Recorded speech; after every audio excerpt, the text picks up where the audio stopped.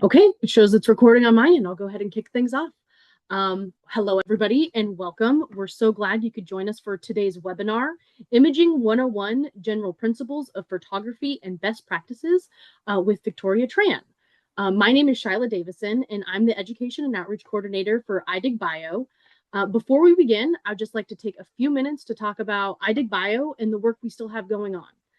As many of you know, iDigBio will officially conclude very soon.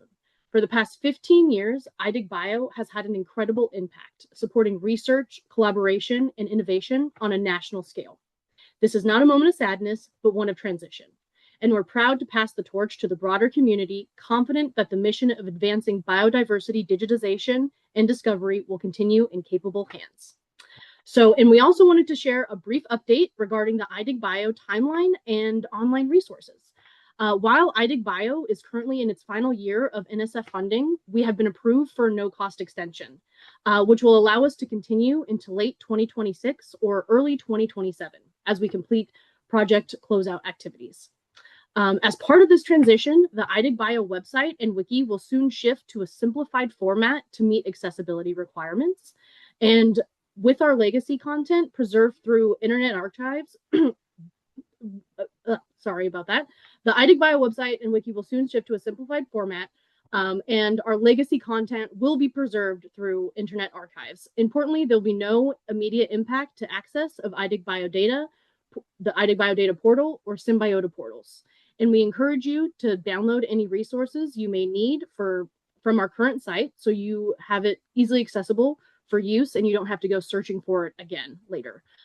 Given the website changes, we are instituting a new method of webinar registration, and we will be announcing that very soon. So now let's jump into everything else. So let's give a quick overview of who we are and what our mission has been and the exciting work still happening. iDigBio began 15 years ago with the support of the National Science Foundation and the vision of its founding leaders.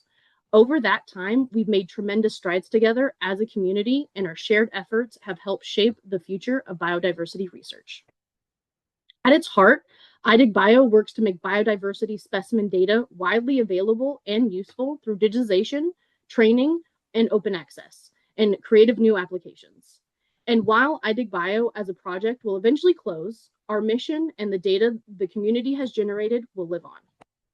Thanks to contributions from more than 1,000 biodiversity collections across 350 institutions in the US, the iDigBio portal now hosts nearly 150 million specimen records and 67 million media files from about 2,000 datasets. These data will remain available long after iDigBio, continuing to serve researchers, educators, students, and the public. And we're not done yet. As we move towards the conclusion of our project, we still have new initiatives on the horizon, such as this webinar series and the upcoming Digital Data Conference. These initiatives highlight protocols, practices, and strategies to ensure the long-term continuation of collections, digitization, and data mobilization. The collections community is well-positioned to sustain this important work, and we're excited to support that transition. So with that in mind, I'm excited to introduce today's speaker, Victoria Tran from the Yale Peabody Museum. Today's presentation will provide a great overview of photography for specimen imaging, highlighting practical tips, best practices, and approaches that can be applied across collections. It's a really exciting opportunity to learn more about how thoughtful imaging can support and strengthen digitization efforts. So before I hand things over, I just wanted to let you all know that the chat will be enabled, so please feel free to use it for discussion and comments. We just ask that you keep the conversation professional and respectful. Also, if you have any specific questions for the speaker, please direct them to the Q&A feature, and we'll have a stopping point in about the middle, but we'll also have a questions at the end. So we'll have a stopping point for questions at the middle and another Q&A at the end. So post the questions as the presentation goes on. So thank you so much for your understanding. And with that, I will hand things over to Victoria. Stop sharing. So let's share my screen.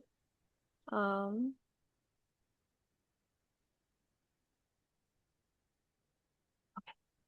Everything looks good.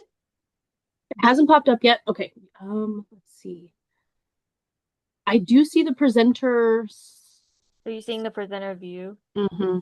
Okay, let me hold on. Um,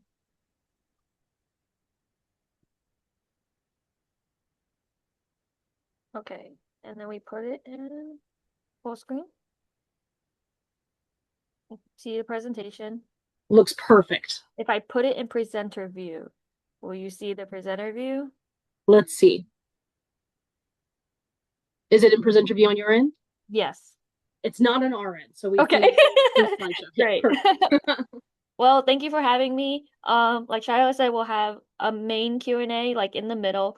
We'll be first talking about, well, okay. Welcome to Imaging 101. I'm Victoria Chana from the Yale Peabody Museum. I was their digital imaging specialist for about 3 years for a grant.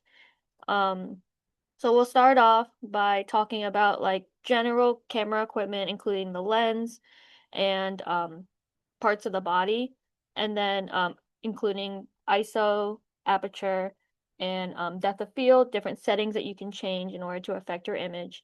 And then the second half, we'll talk about photogrammetry and best practices on how to take images for that process. Um, the main Q&A section will be after the camera equipment, and then we'll do one at the very end for the photogrammetry. But if you have questions and you see that there's like a part in the middle of the presentation that you think would be best suited, feel free to send them in, and then I'll be directed to the question when it comes up. So there are a lot of factors that can affect photography and like taking a good image. So for those who want to get started, I wanted to go over some general principles that would help. Photogrammetry is pretty lenient when it comes to what camera you want to use. What's more important is how the imaging is done and how it turns out. For best results, I found that for a camera that has manual control, it'll be able to shoot in RAW and has interchangeable lens. So the manual control allows you to adjust the camera settings, focus, and white balance to fit the lighting of your environment because not some people need more external lighting, some people have general good lighting from just overhead lights. It'll be different for everyone depending on your setup. Raw imaging formats contain all the data captured, while a JPEG is compressed and loses some detail. It does require more storage due to the larger file size, so that's important to keep in mind as not everybody has that kind of storage space.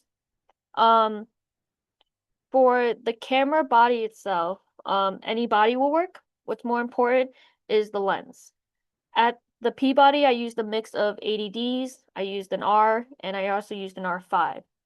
So some factors you'll want to consider is the sensor size, which is described as either having a full frame or a cropped frame, and the resolution, which is the amount of detail in an image. So the photo industry is moving quickly towards mirrorless cameras. A lot of companies have actually stopped making DSLR cameras. Um, and stating the obvious, DSLR cameras has a mirror while mirrorless doesn't. So the mirror bounces the light up to the viewfinder to compose the image, while the mirrorless has a light that goes directly to the image sensor to make the image. Because of this, the mirrorless can shoot a lot faster, and since there isn't a mirror in the way. What you see is also what you get since it goes directly to the sensor. A lot of DSLRs have problems with their mirrors where like sometimes they get stuck in some. So that's also important to consider like long term. Um, you'll have to get them fixed and whatnot. Like I said, a lot of companies have stopped making them, and so it may just be that mirrorless may be your best option, but it does have its pros and cons versus a DSLR. The camera is fine if you have a DSLR, like it performs just as good. Um, you'll just have to make like adjustments for like either lens. Sometimes they need an adapter because DSLR lens don't fit with mirrorless cameras. You can still use them, you'll just need to find a compatible adapter for it. How do I change slides? So we were talking about sensor size before. In the case of photogrammetry, having a full frame is preferred. They're not required though, as like I said, they can be expensive depending on how nice of a lens you want to get. When you take an image, the lens of the camera projects like a circular image onto a certain size. That certain size is called the field of view and is determined by the size of the sensor. You can see from the yellow rectangle on the image, which is the full frame, that it captures a large area of the scene. The other colors are different size cropped frames, and they represent what portion of the image would be projected by the lens to be captured. Since those lenses have smaller sensors, they have a narrower field of view and thus have like a zoomed in look. So this is what I was talking about before about the um having a cropped view or having a full frame view. Um for resolution, the higher the resolution, the more details that can be captured in an image. If an image can be captured with more pixels, it has more definition to make a larger image.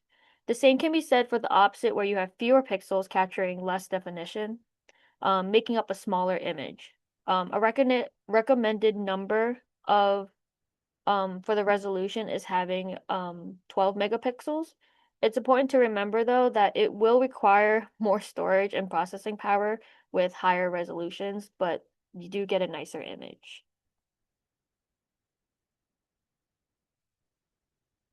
So you can get a whole like set of lenses and you can use different ones depending on what you're imaging. Um, there's a lot of different kinds. Um, some sets start with like a variety of prime lenses, which don't zoom and have different focal lengths. So depending on um, like if you have a copy stand, how far the camera is, you'll have to change out the lens based on the height you want it. Um, some lenses do have a zoom. We'll go over the focal lengths in the next slide, but macro lenses let you focus super close to a subject so that it appears larger in the taken image, usually imaging like very small objects. We have in the picture we have a 35 millimeter, a 50 millimeter, and a 65 millimeter lenses, which are pretty common to use. Another common lens that I don't have pictured is the 18 to 55 millimeter zoom lens, which I have used before when I first started.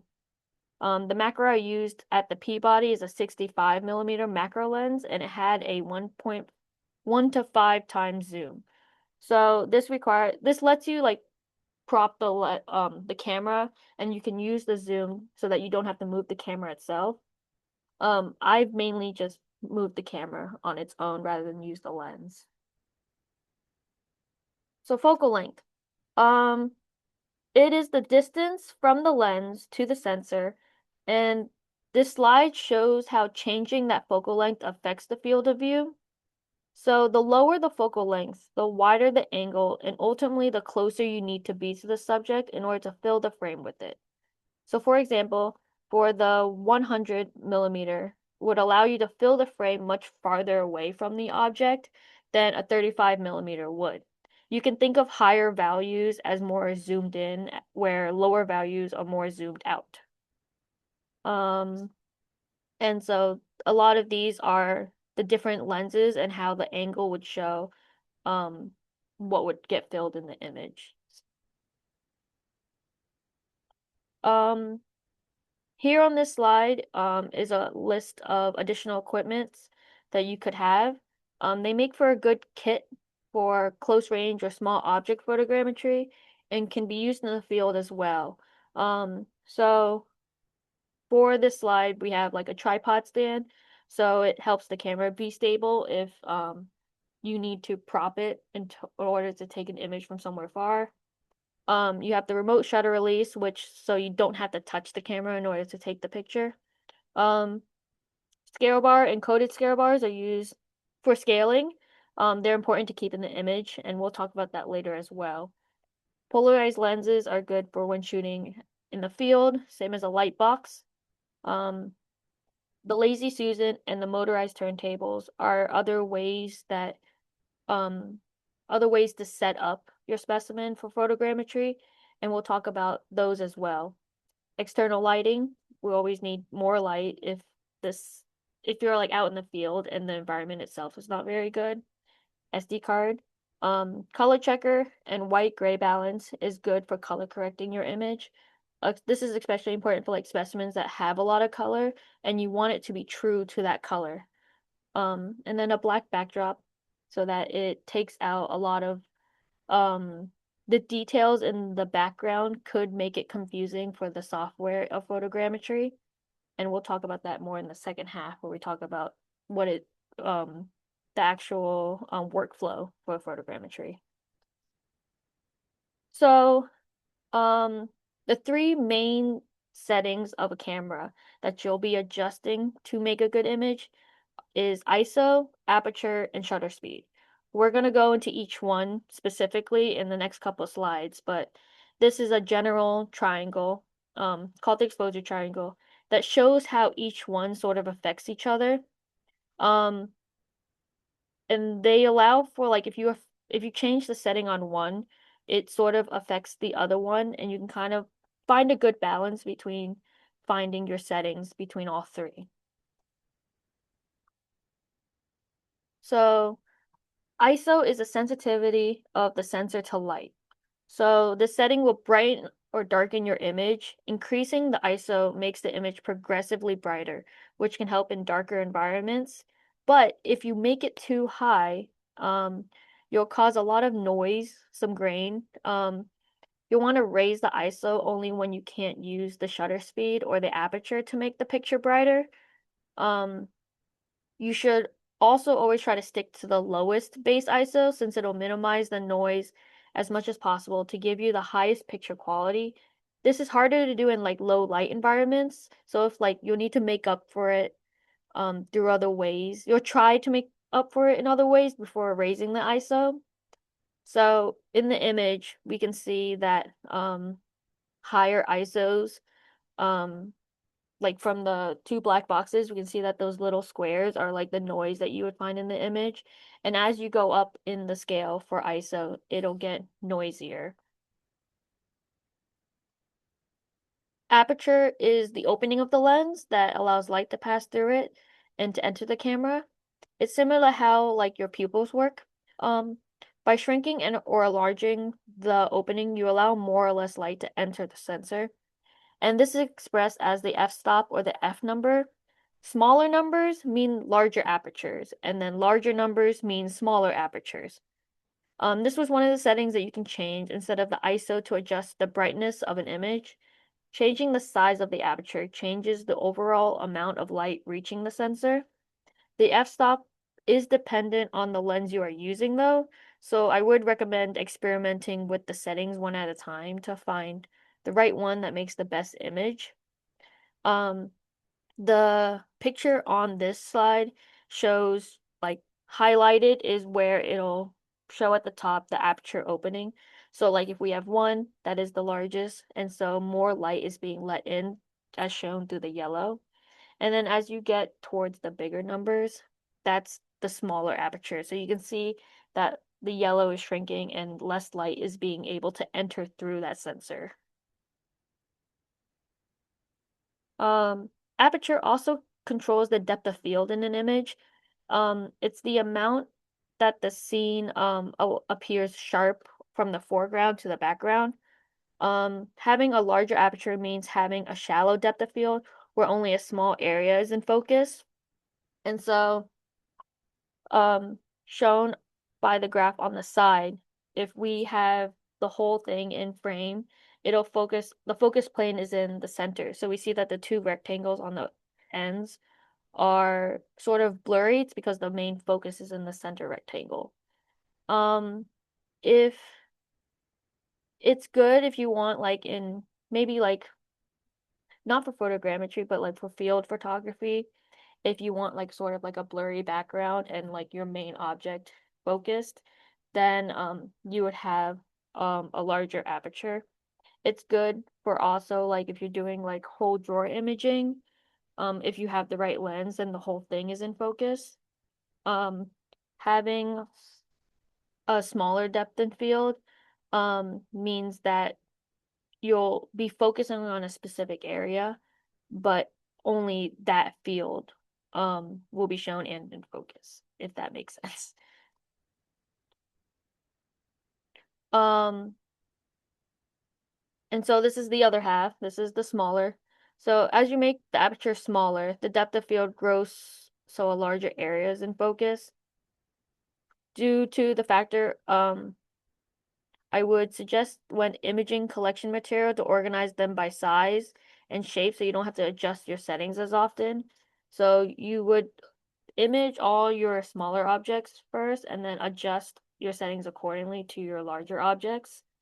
I found that when you're working with certain lenses, that if you're doing like whole drawer imaging, you'll want to use a lens that has a wider frame versus if you are imaging maybe specimens individually, you can use a smaller one because the object is smaller to focus on.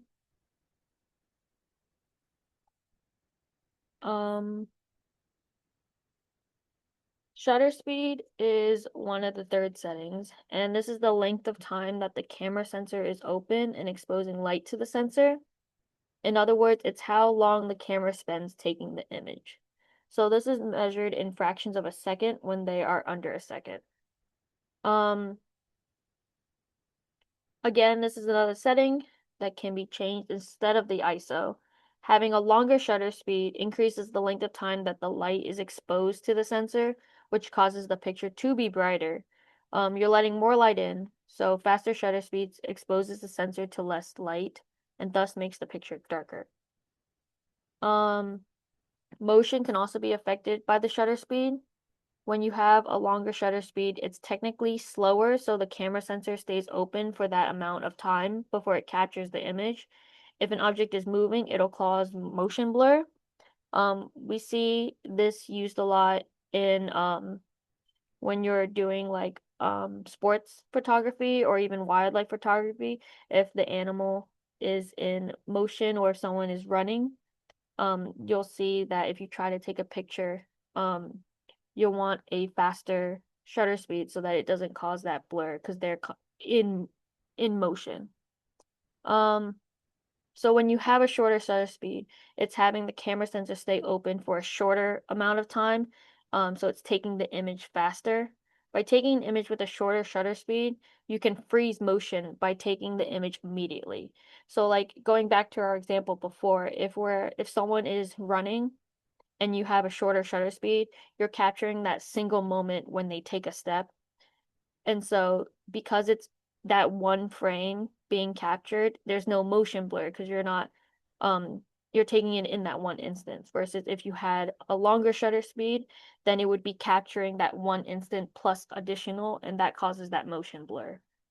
Um Being able to freeze motion is good for cases where like you're imaging very small subjects where even like the smallest movement could affect the subject. So when I was taking images of insects and they were pinned, sometimes certain insects that have wings and such can even like the slightest wind or breath could move its wings and that could cause motion blur in the image.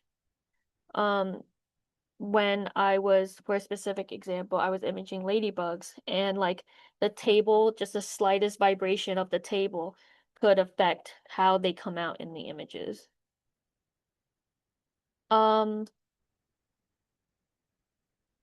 that's the first section. It was a lot of information. So this is the first half of the Q&A. And I could also go back to certain slides if needed. Because I think I went a little fast. We don't have any questions in the queue yet. I Okay. can give it a second, or We can give it a second because I went a little fast. So we can give it a little bit.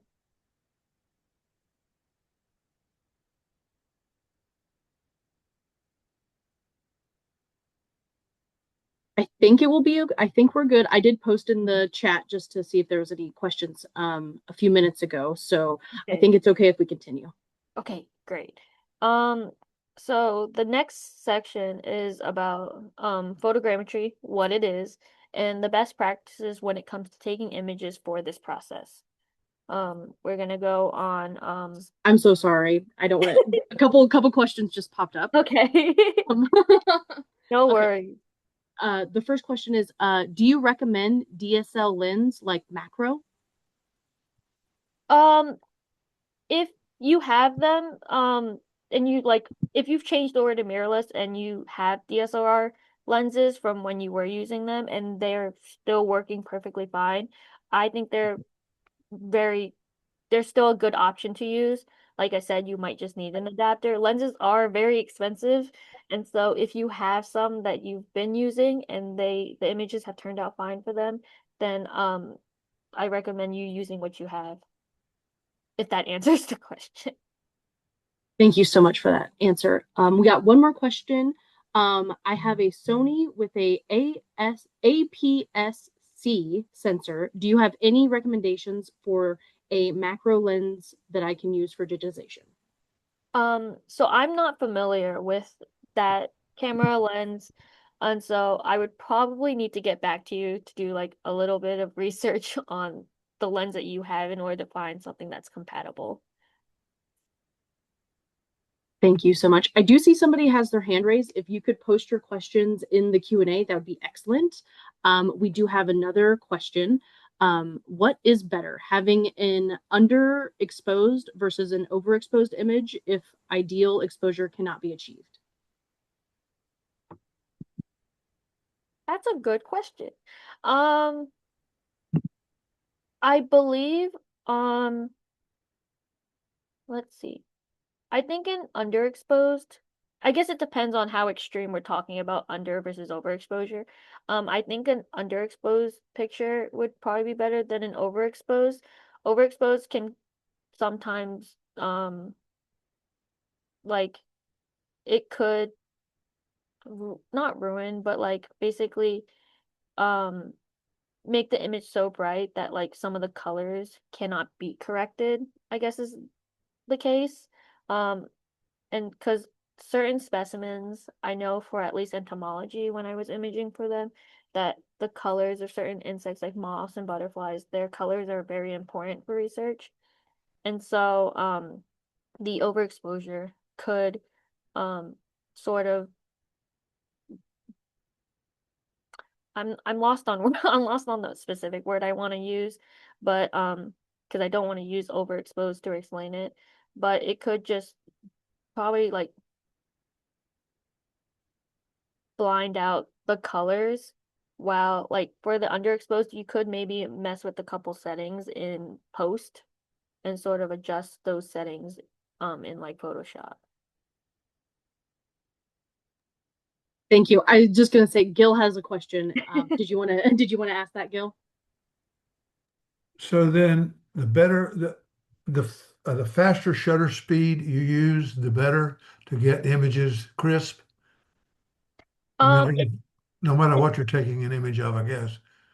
um Yeah, for the most part, I would say that a faster shutter speed is better. But if in the case that like, and it is especially the case if you're imaging, like I said, like how it was good for when I was imaging insects, because like even like the slightest movement can affect like wings or little antennae, smaller body parts and stuff like that. Right. But if in the case that like you're imaging maybe a still object, like maybe like a piece of pottery, you don't, it's not going to move, so you could adjust the shutter speed in order to correct for the other two settings, um which like are also important to consider. Yeah, if you make sure you don't hit the table or something. Yeah. You know, right? I think you're right about underexposure too. I think I would rather be underexposed because you can bring things out that are underexposed, but you can't do much if it's overexposed. At least I've Yeah. not been able to. Once it becomes like really white from the overexposure, and sometimes you Right. can't really like make out like the actual shape sometimes depending on how extreme overexposure we're talking about, that I think underexposure would be better. Yeah. Thank you so much.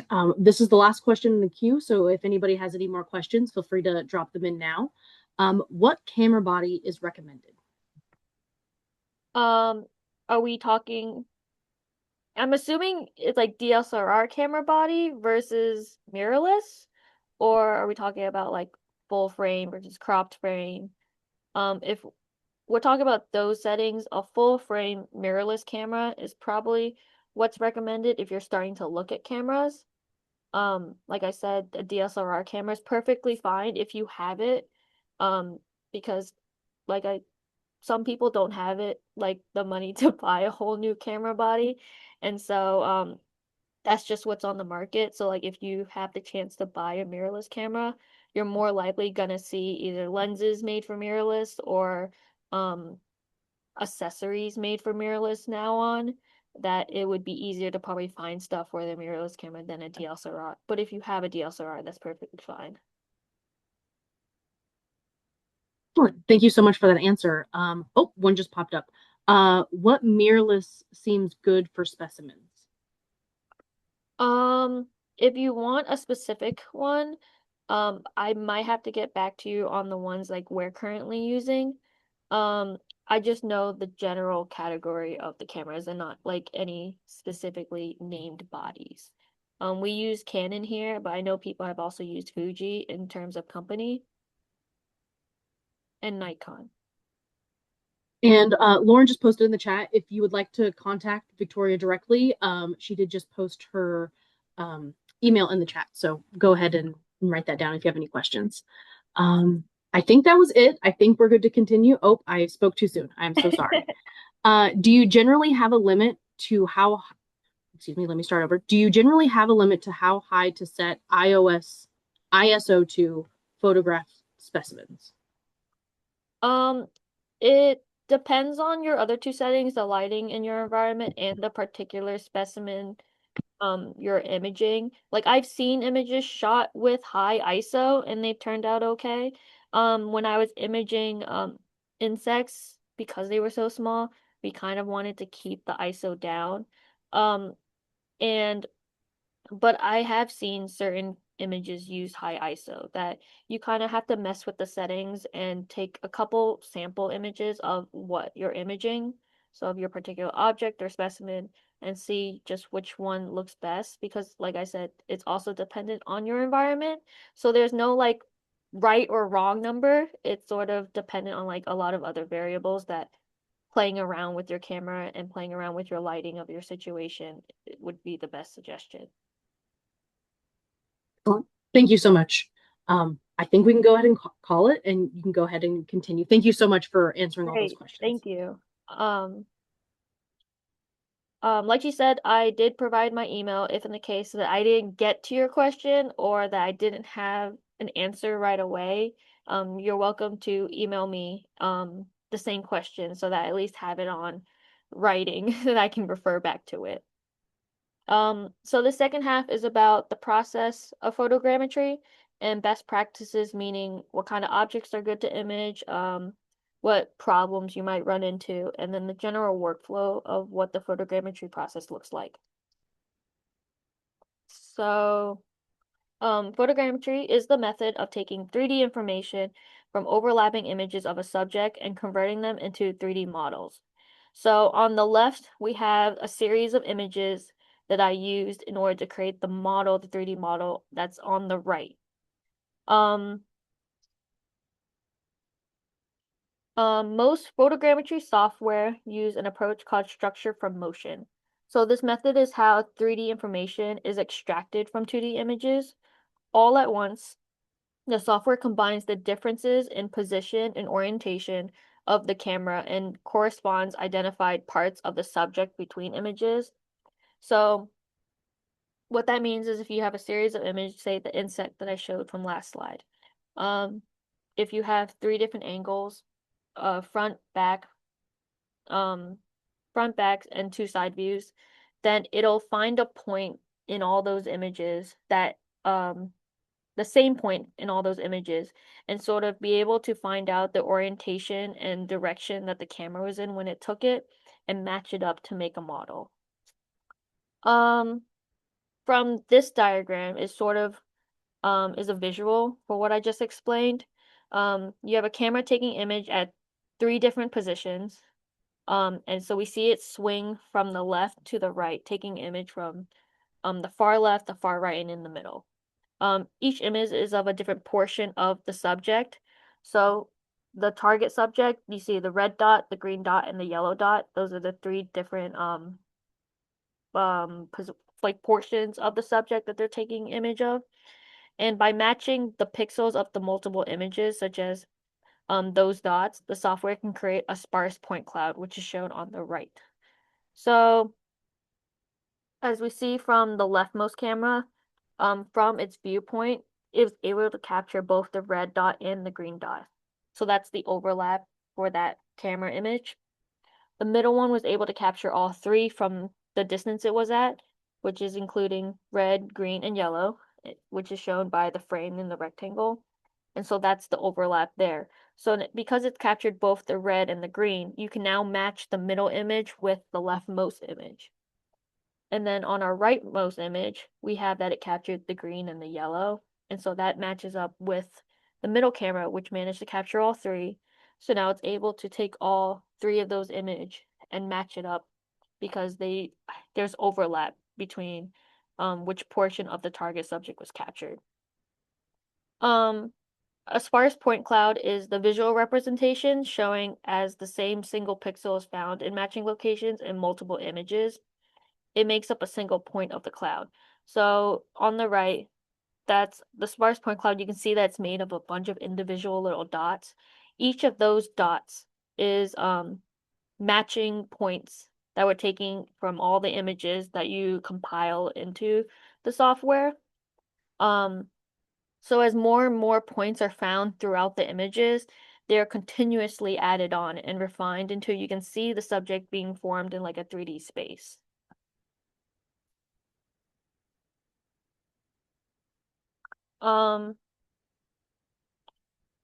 This slide is about scaling and about color calibration and color correcting without including an object of known length into the images. Photogrammetry can only be used to generate a 3D representation without a scale. So if it doesn't have a scale bar, this is just a model. It can be sized up to whatever you need it to. It can be sized down, but we don't know the actual true size of this, like the specimen. So because we've been imaging an insect, we don't know the actual size of that specimen because there's no reference in the image. So the scale is placed with the object to provide the ability to introduce real-world measurement values into the 3D virtual space. You can include a normal ruler as a scale or use a calibrated coded scale bar, such as the one we mentioned before when showing all the different equipment you can include. So in the left section, the coded ones are the targets on the right versus the regular scale bars, which are on the left. The coded targets on the scale bar are printed markers that can be placed in the imaging scene before the photos are taken and then used in 3D reconstruction software as a reference point, which can automatically detect for scaling because they've been coded for the software. The 12-bit markers are standard and open source and also can be used with multiple softwares. It's not like one type of coded scale bar is used for one specific software. Cultural heritage imaging has calibrated scale bars that they're very nice and already measured, but you just have to buy them. So all the work is done for you. They're measured precisely versus like if you made your own, you just would have to measure them with probably calipers and try to get as close as you can. You and then you only need to include it in like one of the images so that the software has just at least one image of reference. If you sometimes including it with the rest of the image set can be helpful. I've just found it easier to just take it out and use the one image for reference. On the right, we have color checkers. They're swatches of colors that can be used as the references when imaging in the scene during post-processing. You would use them to correct the temperature and the colors of the image to true to life colors. You would do this in like any post software. So you could do it in Photoshop. I've done it in Photoshop, and you can also batch them. This is just used for, like I said, when we were imaging insects, that it's really important to make sure that the color of the images match the specimen as closely as possible. And because everyone has different lighting environments, making sure that the temperature of the image is also correct um, is im- um, is especially important to determine the colors. Certain lights allow you to control the temperature of the lights. Um, that's not always the case. And so if that's one of the issues, then it can be done in post.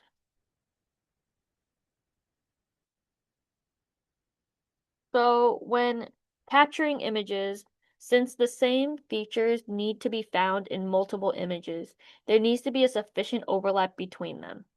It's recommended to have at least a consistent 66% overlap. And to make sure that the entire subject is covered, I found that you should take multiple rows of images to grab different views of the subject from multiple angles and directions. So sort of like a sweeping grid over the surface of the subject, you want to go from left to right and take as many images as necessary for complete coverage. It's also super important when using manual focus to keep the same distance from the subject when taking your images to keep the sharp focus. If you keep the subject in focus, it gives a range of flexibility to take images in almost any orientation, whether that be horizontal, vertical, above, or from below. In the example to the side, each of the white points surrounding the model in the middle is a reconstruction of the camera placement. So we imaged this beetle raised in the air on its pin, with the camera going around the specimen multiple times at different heights, taking image at each of the camera placements. So starting from the top, we have like one camera placement looking straight down at the specimen, and that's just to get its entire back. And then we sort of went down towards the bottom of the specimen and we shot it at an angle, sort of like that. And by the time we got towards the bottom, that would have the camera like looking up, and that's just to get under coverage of the specimen. And but at each point, the distance from the specimen, no matter what the angle was, is the same, so that when we use the manual focus, the specimen should be in focus in every single image. Um, a cylinder or a sphere is commonly used in imaging to have like a uniform focal distance. Um, so we did this in a specific machine at the Peabody, which I'll have a section to go over. Um, but like if we use sort of like a turntable, then it would have that circular ring as the rotation of the table. So this is an image from the cultural heritage imaging to explain the overlap. They show how they overlap their images, and you can see in the center that the imaging subject has full coverage from 3 overlapping images. They recommend also starting farther left to right to ensure total coverage. So they showed it in like a square in the different colors it shows, or a rectangle, the different colors it shows. Um, but they even start off like the far left, meaning like a little bit off the subject, and then going towards the subject to the other side, just to make sure that it's fully covered rather than like if you take it where it's just the object itself, maybe you miss a little bit of the sides without meaning to. Um, Assessing imaging subjects. Some are easier to image than others. With the right environment and the equipment, almost any object can be imaged with 3D reconstruction. It's just easier for some. These factors include like medium-sized objects that can remain stationary. Um, if they can sit still, that's the best object to use. Medium is just that's like a general size for most lenses. If you go more on the smaller end, you might need a macro lens. And if you go bigger, then you might not be able to fit the entire object within the frame of one image. Having a matte finish means no glare, and the color is uniform across the subject. So when you look at a shiny object, if you look at it from a particular angle versus the other angle, the colors might be different, and therefore the software won't recognize that it's the same point because they look different. Having a high level of surface details gives a lot of features that can be detected. This gives probably the software the best chance to find matching points because there's so many features it can choose from, and it just needs to find that same feature in another image versus like if it's like a flat sphere, then you can't really, if there's no features and it's a sphere, then there's not really a point that it can use in order to match it in from image to image. And then you'll want few delicate or fragile parts that won't move on their own while being imaged. So like I said, when I was imaging for entomology and I was imaging ladybugs, and like the slightest table rumble would cause it to shake and cause like either that motion blur or something. Um, or it could possibly fall off the pin with like a slight movement, and that ruins the imaging because now either the object has moved, which means that you have to reset because your previous image had it in a specific position, and now that it's either fallen or it's moved even the slightest, it's now an entirely different position that the software won't be able to match up 2 points because they're actually physically in two different spots. So on this slide are a couple examples of specimens that I've imaged that would two that I've imaged, two that would I didn't get the chance to image, but would also make very good specimens. Um, we have a lamb statue from anthropology, from I believe Anthropology of Babylonian collection, and it's just a stone object, so you can set it down on your imaging setup, and then it won't move. It's heavy. It won't be blown over like insects. Um, the bottom anthropology object has a ton of detail. Um, and so one point can be seen, the same point will be seen from different images just because it's so different everywhere. Um, the two, there's the mammalian specimen and also the eyepiece specimen where those lines and ridges and any holes that are in like the skull, those also make really good reference points. Um, these are some examples of the more difficult objects I found to image. These factors are glossy, shiny finishes, transparency, reflective surfaces, thin, delicate features, features that can shift, and liquids. Um, all of these make it so that the software has a difficult time matching pixel colors across all images because they're constantly changing as you take images around the subject.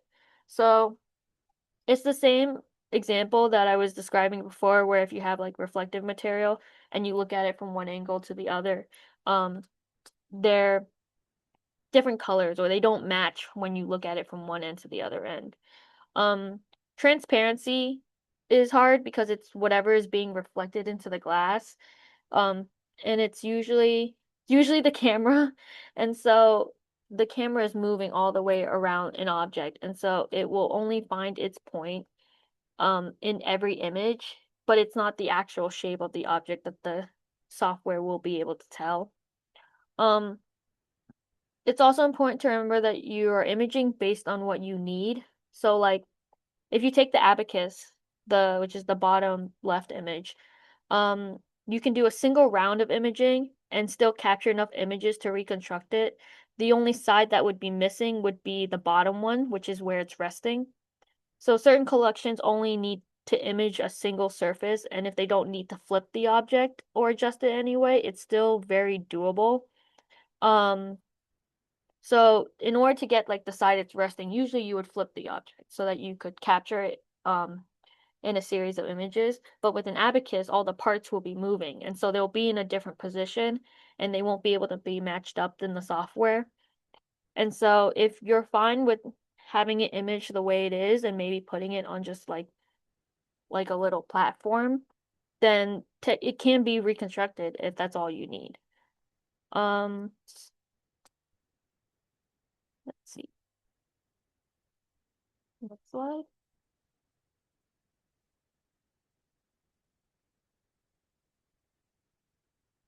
Okay. My computer was loading for a moment. Um,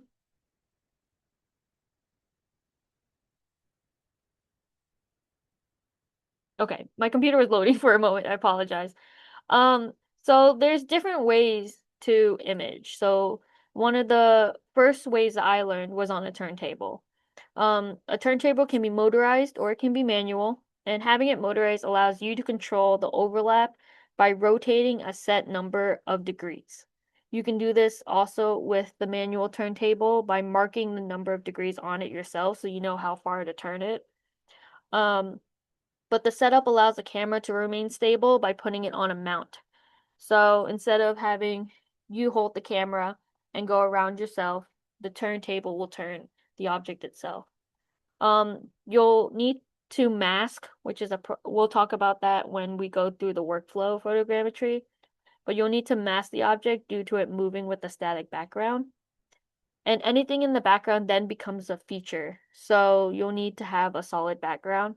Though sometimes with like a more uniform object, like how I was talking about like a sphere with not very many details, having features in the background can be extremely helpful because then it'll be able to you'll be able to match up the details in the background to create the object because the object won't have anything to match on it. Um Even though the camera is stable, having a moving object may not be suitable for all specimens. So like going back to imaging entomology, um, I don't want the insect to move. It has like delicate parts, like I was explaining before, where the motorized turntable could maybe move an antennae or move wings around so that now they're in a different placement from the previous image, and then the photogrammetry software might mess up on the alignment of those images.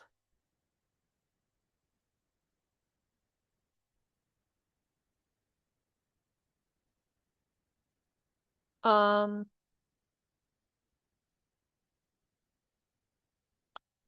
for the imaging setup, another one is handheld, which I talked about before.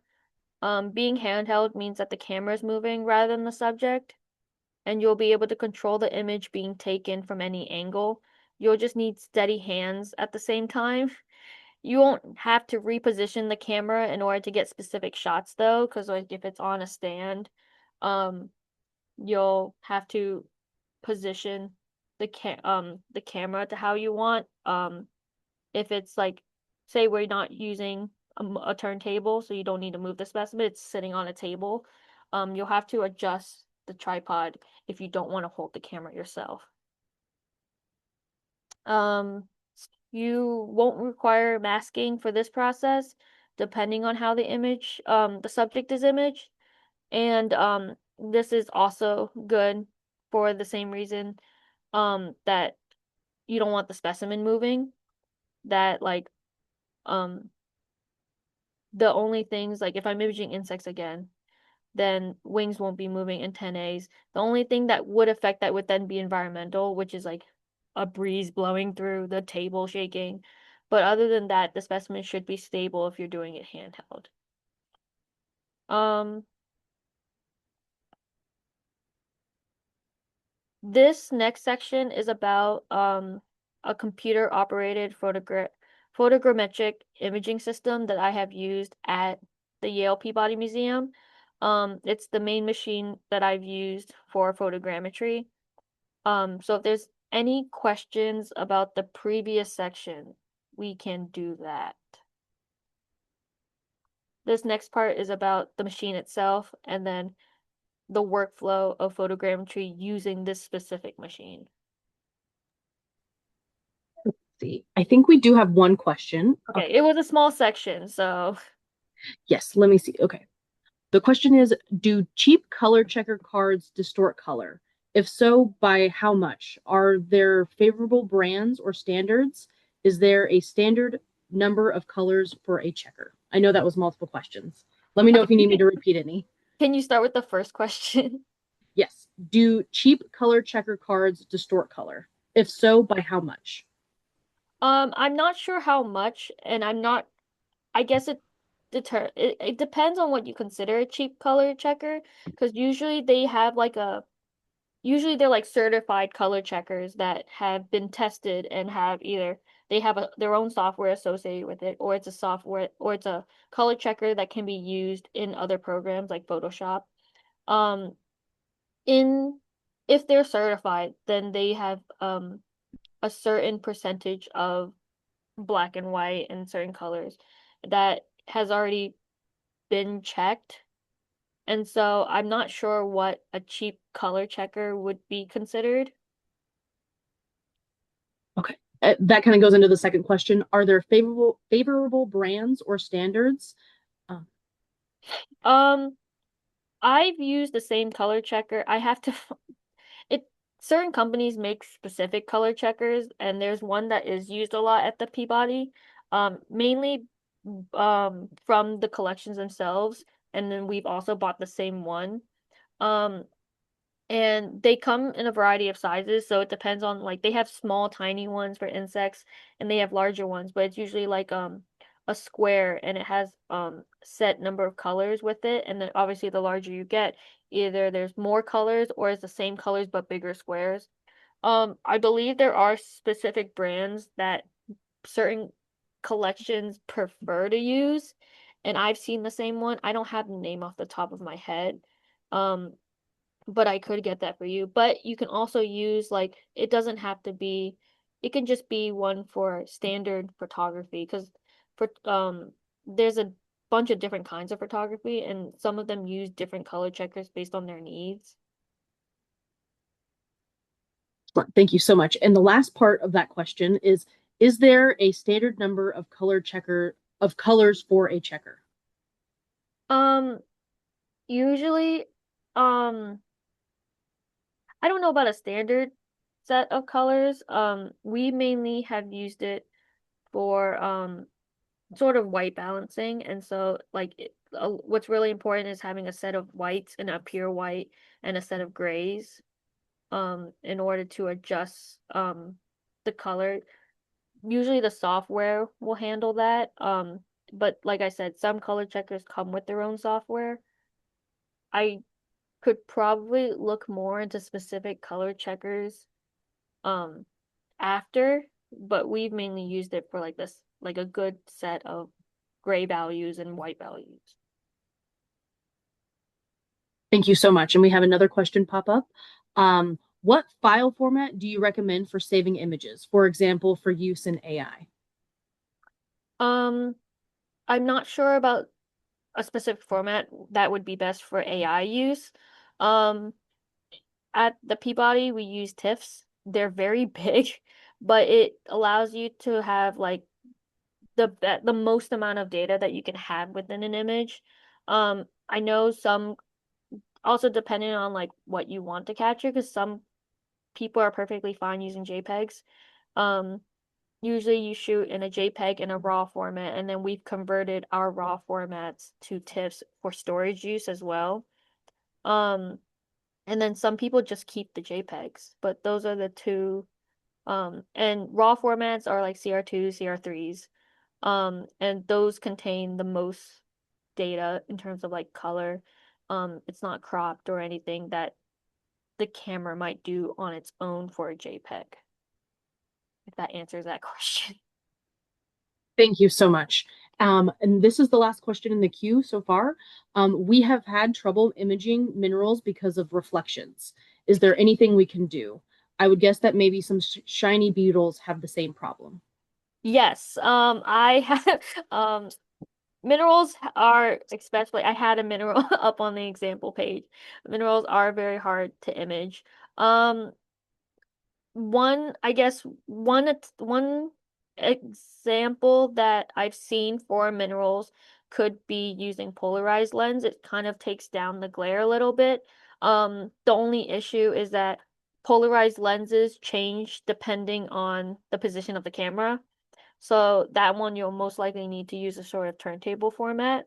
But I have seen success for other institutions who have used polarized lens, either taking they take a set of series of images with the lens where they're allowed to capture, it allows them to capture the shape of the object, and then they take a separate imaging set where without the polarized lens that allows them to capture the true color of the mineral, and then sort of use one set of images for creating 3D model and the other set for applying the texture.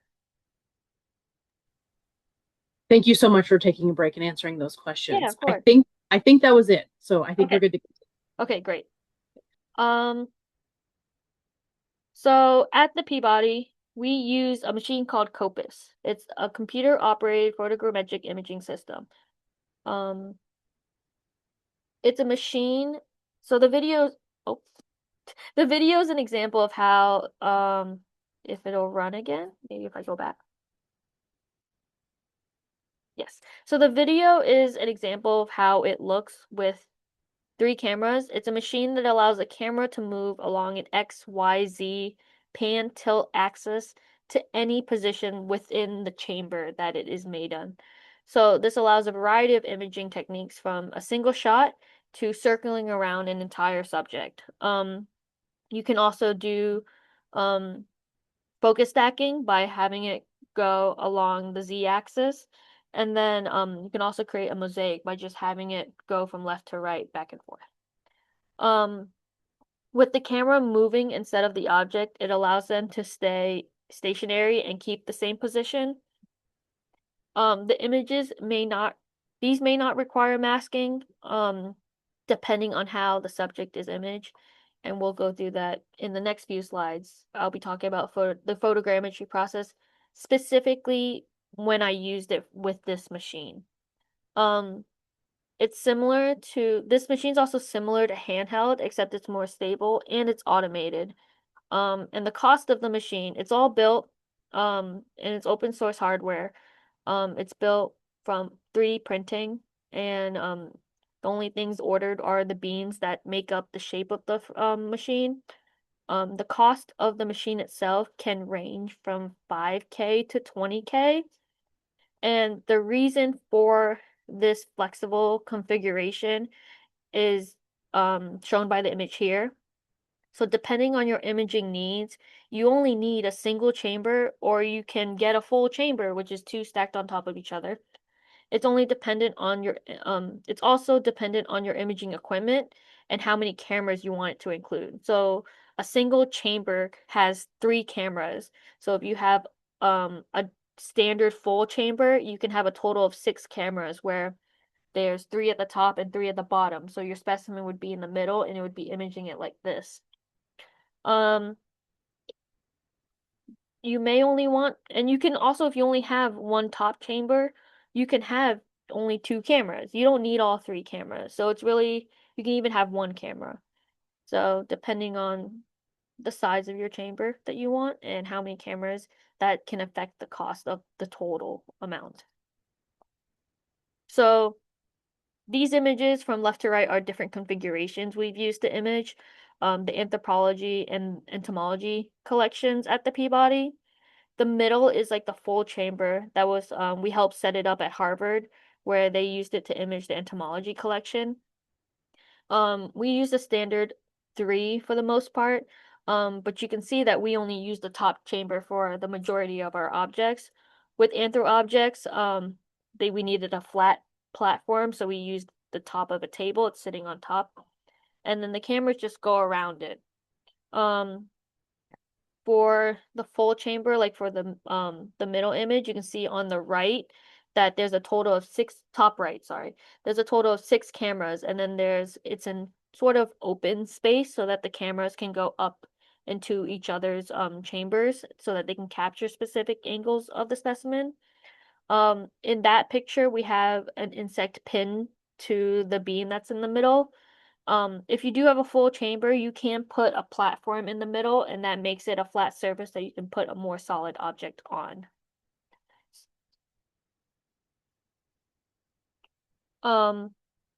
COPIS uses a software that can create automated imaging paths of various shapes. So each of these points is a camera position where it will snap an image of the subject.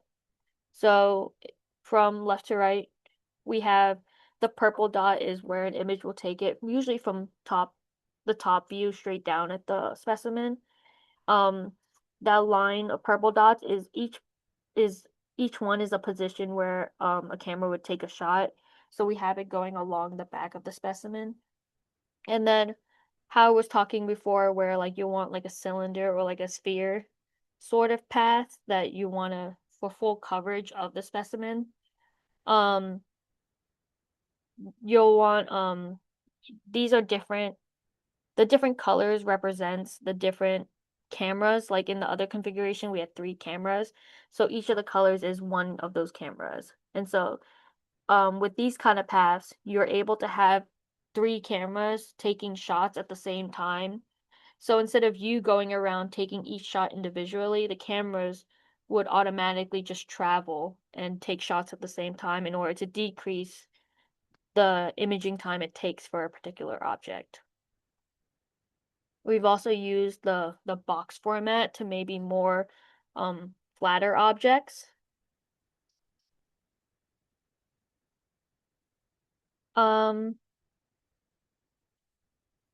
When we were imaging pinned insects, this is the example of the mount that we used. And so this is the small color checker that I was mentioning before for the question that was asked. We 3D printed this mount so that a magnet could go inside for the inside that hole on the left. And so the pin would stick to the magnet and be able to hold it either horizontally so that we could get good coverage of the underside of the specimen versus pinning it top bottom. We have, and in the middle we have the color checker pinned taped to it so that it would appear in the images. And we also have 2 different sets of scale bars.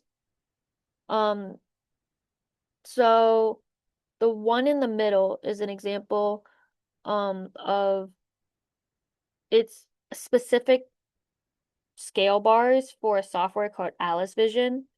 The one on the right is more of the standard 12-bit marker that was printed and then we measured it with calipers. It's what we use for another software called Reality Capture. That that's the ones that could also be used for other softwares. We just specifically use Reality Capture. And then on the far right is like what it would look like all together. We printed it sort of on like a triangle shape so that each side of the triangle would be a part of the could hold each of those parts.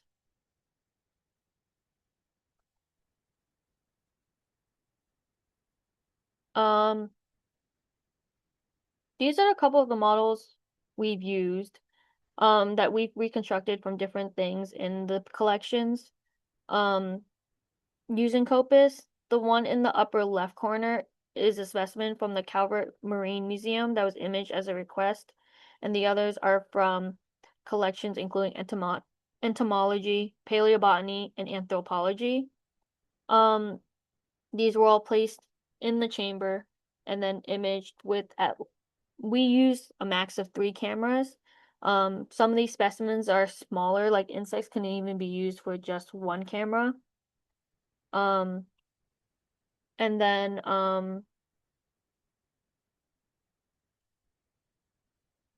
for the ceramic horse that's from the anthropology collections, that one was just big enough to fit in the chamber in reference to like how high the camera could go in the z-axis.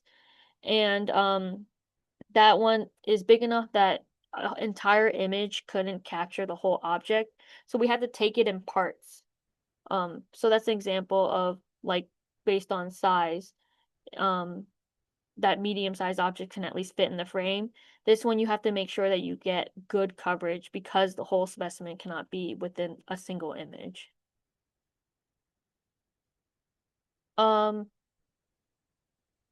Reality Capture is the main one that we use, but I want to mention that there are some other softwares available as well.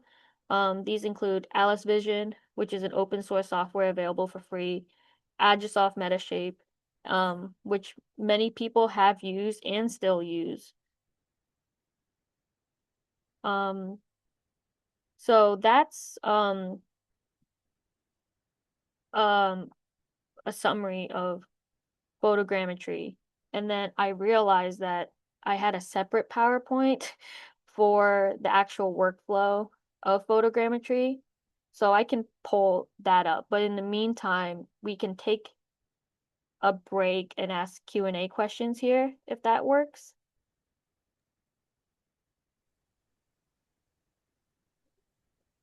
Sorry about that.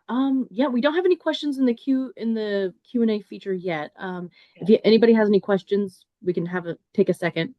I just realized that the workflow is in a separate PowerPoint because it was a lot of information. So I'll stop sharing my screen, but share that other PowerPoint. Okay. Yeah, no problem. But in the meantime, if anybody has questions, that's perfectly fine.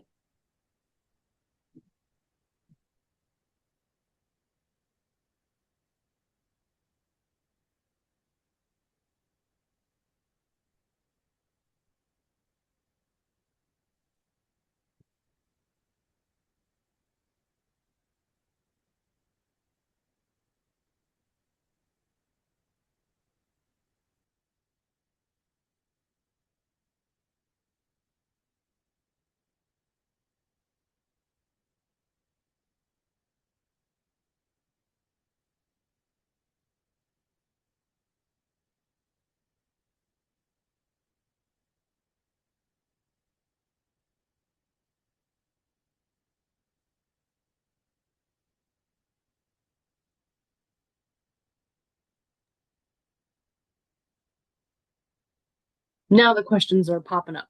Okay, great, because I need, sorry about the wait.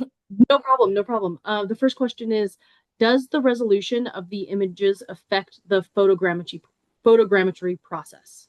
Yes, so when if the quality of your image the quality of your images determines the model, but it also determines the texture, which is the color applied to the model. And so if your images are low quality, it may not be able to grab enough detail points in order for it to overlap and create the model. So your model might come out a little like you can see in the texture of your model that it's low quality.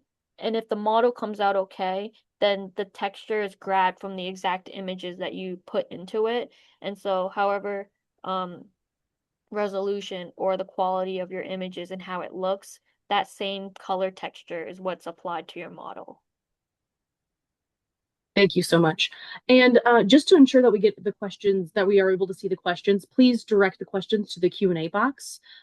We do have another question. How do you avoid object/camera collisions in the automated system? So, when we make a path, we I when I was making a path, I would test out the path prior to sticking the object in there. And so like I would maybe have like a proxy object and you would sort of run the path or run specific spots in the path that you think might cause collision and you would adjust your path accordingly. So if they did collide, there's like you would have to just sudden stop the machine and so that and the machine itself it has like a cradle that the camera stays in. The cradle itself is sturdy that if there's a collision, it's more so that the cradle, which is 3D printed, collides. Um, so the camera is protected by that cradle, but you sort of want to play the path first, without the specimen in there to make sure that there are no collisions. So when you create it, you have a sort of um you measure the size of your object and then you sort of put a proxy in in the chamber that represents that size so that you know when the cameras go around it that it won't collide with the object. And then for the cameras themselves, that's just making sure that certain points aren't near each other and testing out how far they need to be in order to not collide amongst themselves. Well, thank you so much. Um, the next question is, what are the minimum required PC specs for processing a 3D model? I do have that somewhere. Um, it's just not, it's in like a separate document that I've created. Um, I can share that with Lauren. I did do a workshop that went over the photogrammetry process, so I do have the specs of what is at least minimally required for a PC that I can give. Thank you so much. So we'll follow up on that. And the last question in the queue, what are the three photogrammetry softwares directly, excuse me, what are the three photogrammetry softwares differently good for? Um, I mainly use, so I'm assuming we're talking about Alice Vision Reality Capture and Agisoft. So I've mainly used reality capture. It's what I was trained on and it's what I've been using since. I believe it's just it's hard to say because I think a lot of it is that it's a little bit more, and obviously people would disagree based on what they're used to, but reality capture, I believe, is a little bit more straightforward and it has a lot more options and ways that you can change your workflow according to like how you want your model to be made and then um certain additional features that allow to you to kind of correct your model and then sort of how controls are done, like either like what keys, what hotkeys there are and stuff. For Agisoft, that's like um a lot of people started on Agisoft and so that's what they're familiar with. And that is a still works perfectly fine. I'm not too familiar with it personally, but the software works very well still because I've seen a lot of models also used with Agisoft. Alice Vision is open source and it's free. I believe I'm also not familiar with that one, but with Agisoft and with Reality Capture, you do need to purchase a license. So it might be beneficial to use Alice Vision if you're just playing around with the photogrammetry software to see what you would like to be able to do and just to test out the process it's by on your own for like a couple specimens without needing to sort of commit to like a license. Excellent. Thank you so much for answering that. I think that was the last question in the queue.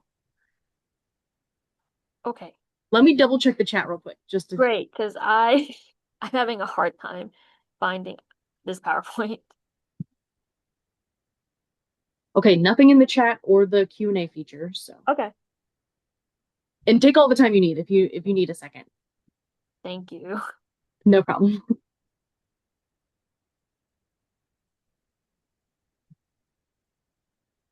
And thank you everybody, all our participants for bearing with us.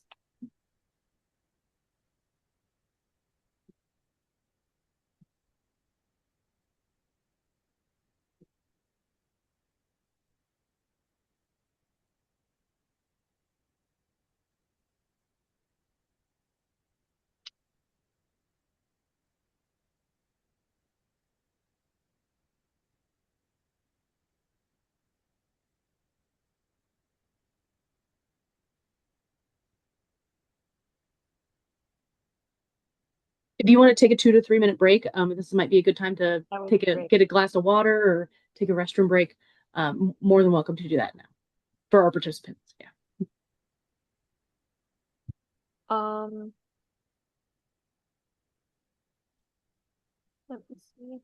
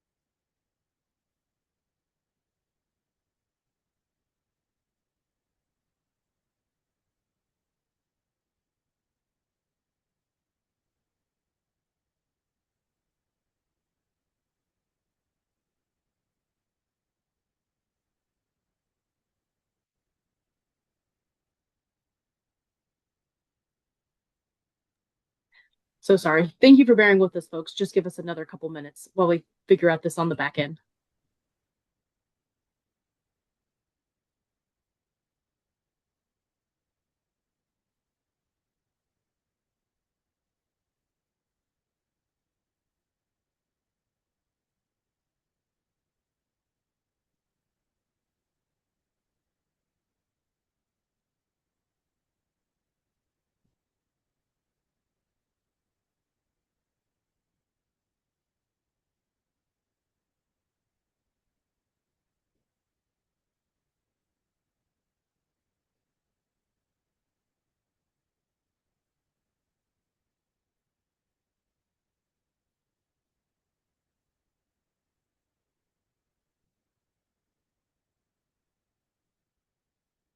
Could you repeat that question related to the requirements for Yes, the photogrammetry? yes, I can. What are the minimum required PC specs for processing a 3D model? So, when I was doing a demonstration of photogrammetry with reality capture, I put the required hardware would be a laptop computer, can be PC or Mac, that has at least 16 gigabytes of RAM. Um, Reality capture on their website does have a minimum, excuse me, a minimum system requirements page that you can also find more information related to that. Um, to run on a Mac, I said that boot camp would be required. Um, and for the CPU specifically, they required Intel Premium. I'm not a computer person myself. I just want to state that, but the CPU was Intel Pentium 4 with a 2.0 gigahertz, and then RAM was 32 gigabytes. 16 gigabytes is enough for image sets with thousands of photos. And then GPU we had listed was NVIDIA GeForce 8500 GT. It may be able to perform basic tasks, but no mesh or 3D modeling without that. Um, and then for the software itself, there is a free trial. Um, like I said, it does require a license, but they do have a 30-day free trial that allows you to use all of Reality Capture's features for your PC or Mac. Thank you so much for finding those specs. And then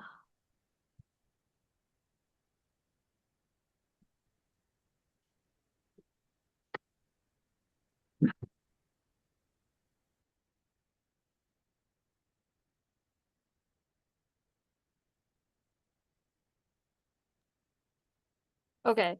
Um, I I realized when doing when going over the photogrammetry um process, what I had previously done was open reality capture and go through the process on the software itself.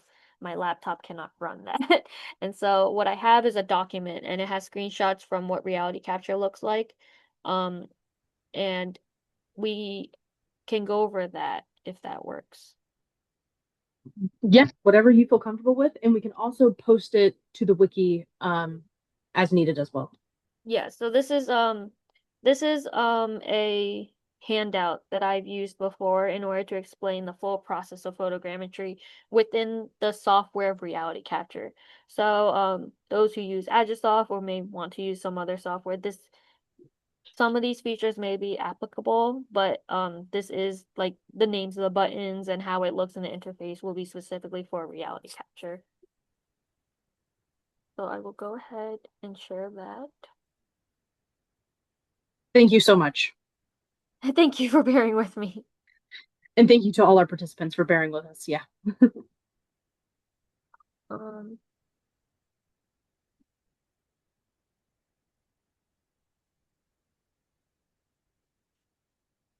so this is a document and explains in detail and with screenshots. It has a small little blurb for every section about the reality capture software interface, which is the first page here.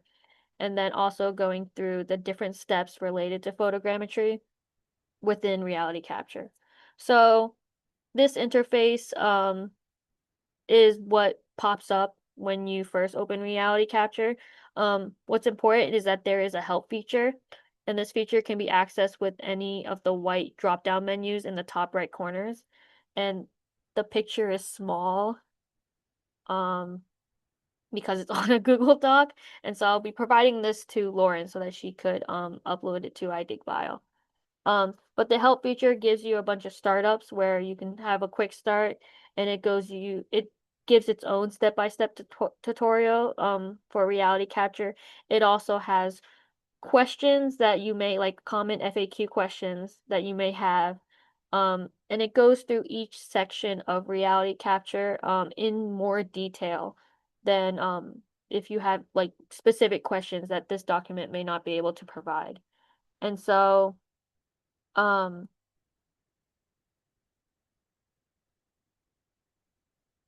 so at the very top of the I'm so sorry. At the very top of the reality capture logo, you'll see this toolbar at the front and at the top, and this gives you like different views of reality capture um, that you can sort of customize your interface for. Um, and I have described all the following viewpoints. And so you can have it where you have one full screen on one particular, it's kind of like having multiple screens for your computer. You can have different viewpoints. So one of the viewpoints is allowing you to see all your images. Um, Another viewpoint is seeing all the data and all the processes, information data-wise associated with said images. Another viewpoint would be how your 3D model looks. And you would be able to interact with each of those interfaces, depending on which one you select. So, um, so for this picture, we have a 1D view, which is the inputs and all the settings for individual pictures that we have. And then on the right, I have selected a 2D view, which would show me the images that I've dumped into the software. The 3D view might not have anything at first when you first open it because you haven't made your 3D model. And so it isn't until you make the 3D model that something will pop up in that portion of the interface if you have it selected. So the first so we'll be going with the specimen that was shown in my previous PowerPoint. This specific handout is using the process of masking. So I'll be describing that process a little bit. There are specimens that do not require masking. Um, um, but if in the case you did need to do it, this one does go over it. So what you want to do for masking is it's the first step in the workflow. You'll be wanting to mask your dorsal ventral views. So the specimen was imaged upright on its pin, and we took a view of the top of the specimen, and then we flipped the specimen on its pin and took it up the underside of the specimen. And so the first step would be inputting your dorsal or your ventral. You pick one data set and you would dump it into reality capture. And then make sure that when you start reality capture, wherever you have your images is where those images stay. If you move them to another folder, reality capture will ask that you remap where your images are. And so it's important not to move. That's like one of the downsides to reality capture is that once you move files around, reality capture is not able to find out where they are until you remap it. So you need to remap it every time. Once you dump your images in, like I said, one data set, so your dorsal data set or your ventral data set, then you'll have to scale your model. And this is the process that I described before, where the software, if you have coded scale markers, it'll able to automatically detect where those markers are. And then once it finds the 2 points, you'll be able to drag a line and then define what that distance is between each other. These are the cultural heritage markers that they've made and we've purchased from them. And so in the image you can see that it's already listed the distance between the 2 points. This is, even though when masking you're not making the 3D model to its completion, the scaling helps kind of the narrow down the specimen, and I think helps allow it to have points that the software can use to make a more accurate 3D model. And so I go ahead and detect the markers even when I'm just masking a single data set rather than combining the two. So these are the specific steps when defining the distance in reality capture. And I have it laid out step by step with highlighted pictures, but what it's basically saying is that you've now connected the distance between the two, and then in the bottom left corner is the defined distance section. You would put in the numbers that it would, however you measured it, either if you measured it yourself or if you measured it through the markers, that's where you would put that number. The next step would be aligning your images. So there's different settings for what you might want to do, and I've outlined and described what each of these settings might be useful for if you decide to adjust them. These are some of the settings that we've had set. And so the max features per pixel is the greatest number of feature points that can be detected in the alignment. So even though if you set it for more features, it takes a little bit longer, obviously because it's trying to detect as many features as it can, so the processing takes longer. But it having like a good balance. You don't want it too many because too many features in one small area could like mess up the alignment. Um, and so what we recommend is not to go above 20,000 max features. We found that that's a good number of features that are spaced out evenly amongst the specimen and amongst the images, that it can still match up the images, but not be confused by so many little details that it sort of maybe misaligns a part of it. The max features per image is the number of features per image for alignment versus per pixel. And so it's recommended to not go above 100,000. Image overlap goes from low, medium, high. The larger the overlap, the easier it is to calculate the position of the camera poses. And so you want to have an overlap about like around at least 66%. We want it just greater than that would be best. But if you can't, at least 66%. You use low when the image overlap is below 20%, and that's just an indication that like you're telling the software, hey, there's not a lot of overlap, so you might need to take a little bit longer in order to find certain points that overlap. Versus like if you say it's high, then it might go a little bit quicker because you're stating that the overlap is above 66%, and it should be easily detectable because there's so much overlap. Um, the downscale factor is it reduces the size of the image by however the number that you put. Because we want to use the full resolution of the image, we set the factor to 1. And then the max feature rep is the internal precision level during alignment, and we set this to a maximum of 3, and that's for the software, how precise you want it to be during alignment. One of the last features is the pre-selector feature. So this, from the set of determined detected features, this is how many of them will be used in the alignment. And so like say you have like 1,000 features that were detected. This is so that it takes only a portion of those rather than the full 1,000. to be used in the alignment itself. And we have set it to 1/4 or 1/2 of the detected features.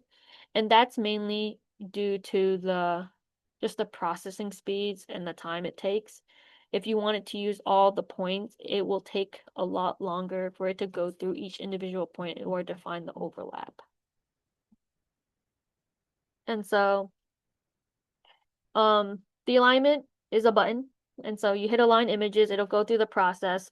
And so with this particular specimen, what it spits out is the point cloud that we talked about before. And so we can see here that because the scale bar was also stationary, it captured a point cloud of the scale bar, which I mentioned before that like sometimes if as long as the scale bar doesn't move and the specimen doesn't move, having the scale bar having it detected like in the beginning is helpful so that it can capture that and help with the alignment. There is a zoomed in screenshot, so we can see that this is sort of like a denser point cloud. We can see that because of all the points that it was able to detect, this sort of like goes with that question related to the resolution and the quality of the images, resulting in a good model. So we can see here that it looks almost exactly like the specimen.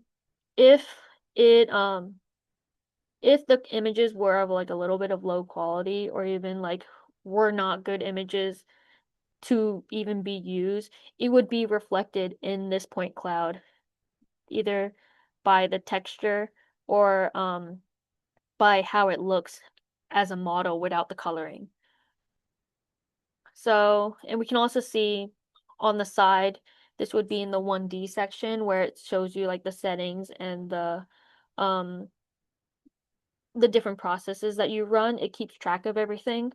And so we can see that component 0, which is the point cloud that it's made, that out of 304 images, it was able to align all 304 images.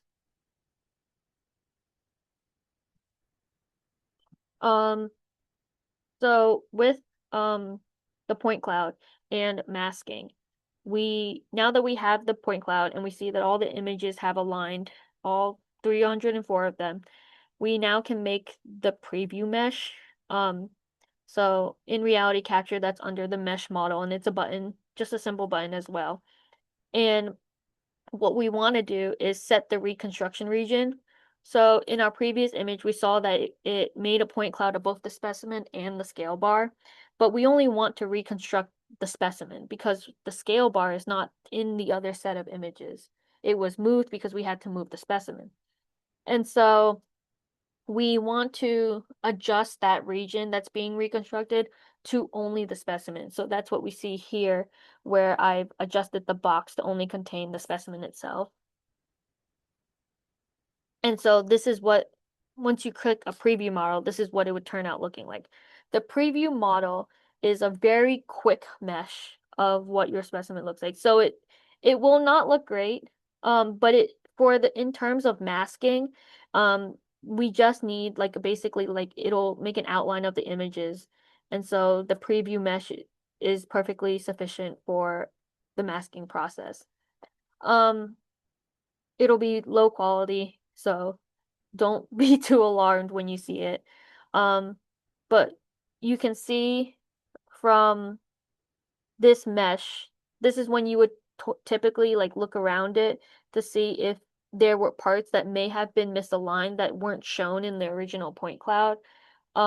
This would be this would come up as sort of like lifting in the model. Or it would like you can see the antennae is a little broken up because it wasn't able to capture all the data related to the antennae. And when you create the mask, you want to select what part of your specimen you're creating that mask from. And there is like an auto detection, like an auto select button. And it doesn't always select every part of the specimen because it doesn't know exactly what part you want. It just, one of the option is to select the biggest set of triangles. And so in this image, these are all connected triangles, and it is the largest set of connected triangles within the selection that we chose. But because we know that that lower portion is part of the antennae, you would just manually select that part to be included within the specimen. And so that's what this process here looks like. So what we did was we auto-selected the largest selection of triangles, which was the specimen, and then we inverted it. And so that takes out the base where the specimen was sitting on and part of the pin. And we want to delete that because we don't want that in the masking, because we flipped the specimen in the other data set. So the base where the specimen is sitting in wouldn't be the same in the other data set, and we have to match up those two image sets. So we got rid of it, and we made sure that because the bottom of the antennae wasn't originally selected, we manually selected that so that it wouldn't get deleted in the process. There's tools to manually select, and includes a lasso tool, which is you manually create the shape that you want.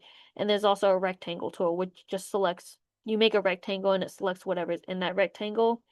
I find that the lasso tool is useful for small parts like the antennae. The rectangle is good for if you need to remove a base and it's all flat. A lot of the time you won't use it unless your specimen is like on a flat surface, because specimens come in a bunch of different shapes and sizes. And so during the masking process, we basically create the mask, which is, it shows only the specimen that we want to be aligned. And so if I zoom in on these set of images, we can see that the specimen is what's floating at the top, and then the base and then the scale bar at the bottom. So because we removed the scale and the mount, only the specimen outline is left in the images. And so when we dump those images back in with the mask, we're telling the software this is the main part that we want to focus on, and this is the main part that we want to make into a 3D model. And so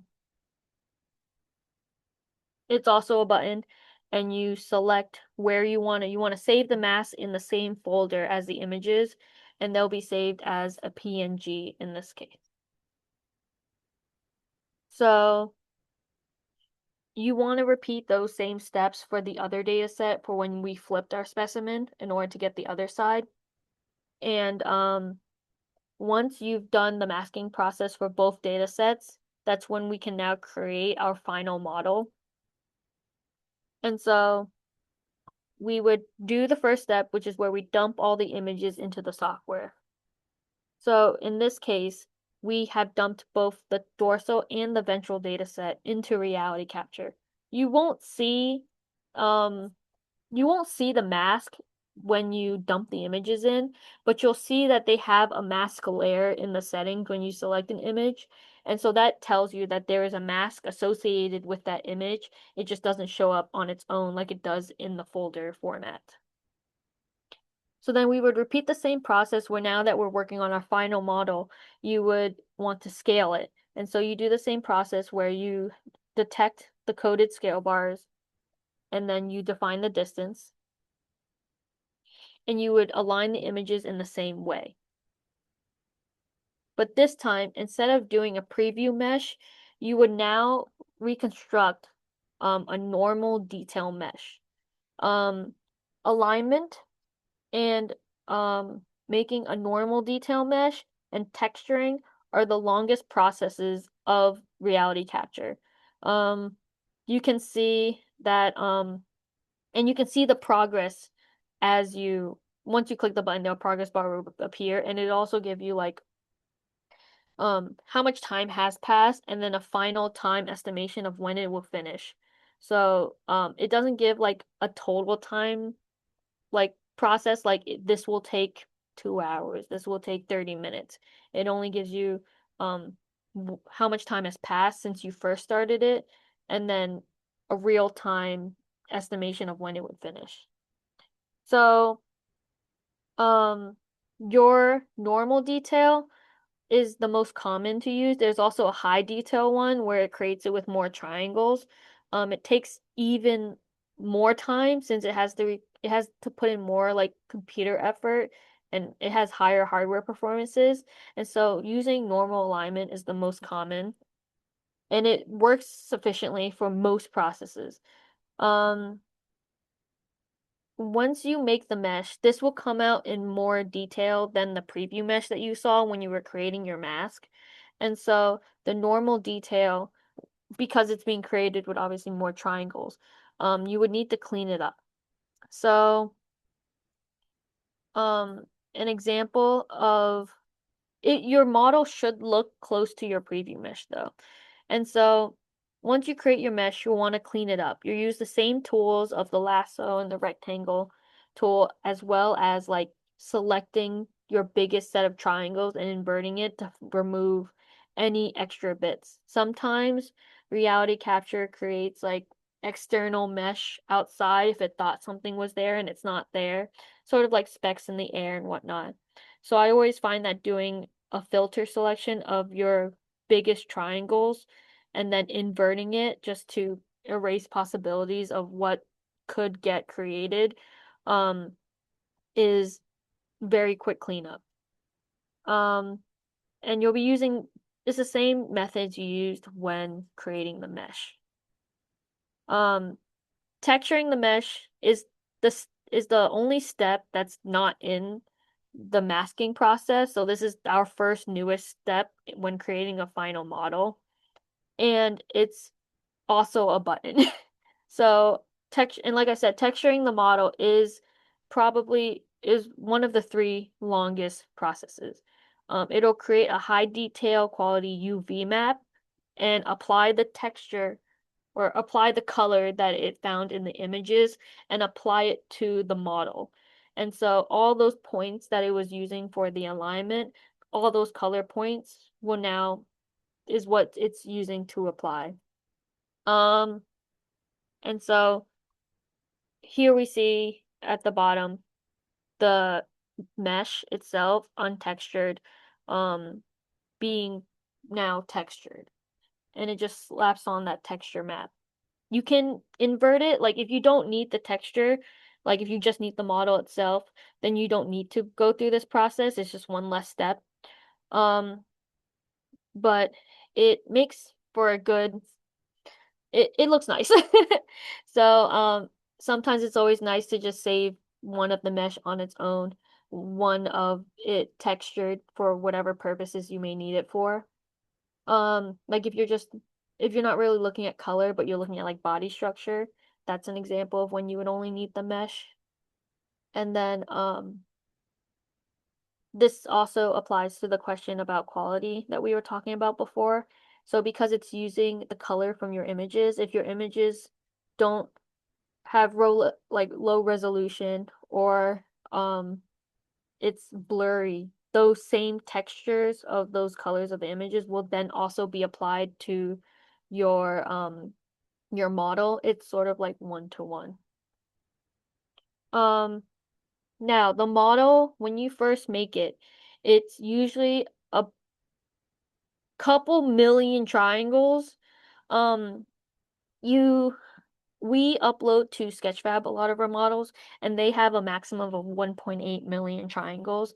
And so what we do is we have a high resolution model and also like a simplified model. And the simplified model can also be used for presentations if you need to share it. If someone would like it, they can either take a high quality one and study it on their own, or if they need to upload it somewhere or just don't have a lot of storage space, then the 1.8 simplified model tends to be sufficient enough. And so the next step would be simplifying the model to provide that. We have found you don't want to simplify the model straight. So like if you have in this example, we have a 5.2 million triangle model. You don't want to go straight from 5.2 to 1.8. it also tells you the exact number of triangles in that specific model. And so using the simplified tool, it asks you for your target triangle count. So this number is the number of triangles you want in the next model that you are creating. And so we usually simplify it by half until it reaches its target value. So like in this example, half of 5,152 5,152,798 triangles is 2,576,399. Yes. And so you would just keep simplifying it by half until we reach the target of 1.8 million triangles. And that's just so the quality doesn't drop immediately when you're simplifying, and that it's only bit by bit. When you get to that 1.8 million triangle model, that's not to say that this is now like an I don't want to say ugly model, but it's not as detailed as you have for the 5.2 million triangle model, but it should be sufficient enough unless you go probably below 1.8. 1.8 was what we uploaded, like I said, to Sketchfab so that it just could be viewed by the public and on an internet, a website-based source. And so and those models, unless you're looking at looking at it very closely per individual triangle, there's not really much of a difference. Because what the next step would be is to apply texture again. Because now that you've made a simplified model, as you simplify it, the texture also gets simplified. And so if you want the texture to be as a high resolution as your original model, then you just apply the texture again, but to the simplified.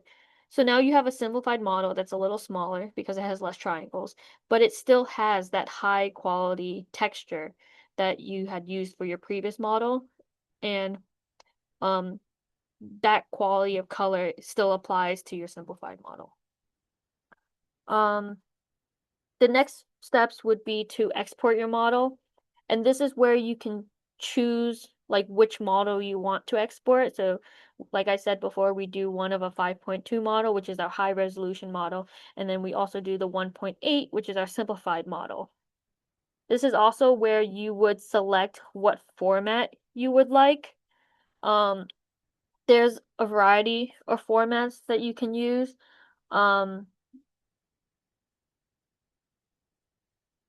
This page is a little messed up, but we usually save it as an OBJ, and then but some people use a POY depending on what specific needs that you need your model for. And there's more than just those two. Those are just the ones that we use most often. And what it'll export is the OBJ slash the file format that you chose, if you did, a PNG, which is the texture file, and then a couple other an MTL file. So the OBJ is your mesh, the PNG is your texture, and then in order to link the texture with the model, that's what the MTL file is for. If you choose a file format that doesn't include color, then your PNG file will not be there. You'll also get a bunch of reality capture files, and that allows you to open the project back up. You don't need to keep them for archival reasons. That's just so that you can open reality capture for it again. That's if, like I said, none of your files have moved and you have to remap them or anything. But without those reality capture files, you can't really open up the specimen again in reality capture. So when you're sharing a reality capture project with another person, you'll basically want to make sure that all those files are included so that they too can open up the project. They'll also need the images associated with the project in order to open it themselves because reality capture needs the original source material in order to even open the mesh. And that's if they want to edit it. But if you just want to open like an OBJ, it should be able to just open up that mesh. You just won't be able to like apply a texture unless it has it already. We also mainly use, I believe, MeshLab in order to open 3D models, and without that PNG MTL, it will open it up without a texture. So this is what it'll look like sort of in the folder. We use the collections abbreviation, the catalog number, and then we name which model it is based on how many triangles it has. So we have the 1.8 million and then the 5.2 million.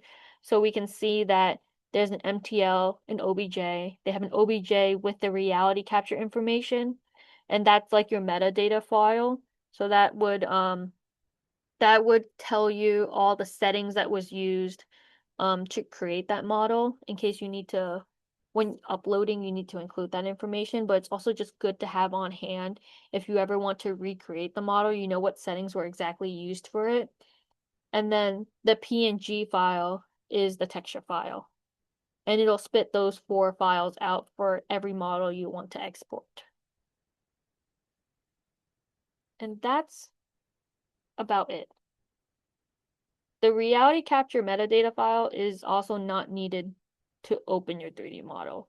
There's other reality capture files that isn't included with those 4 that gets saved once you save the project itself so that you can close it and come back to it at the end of the day.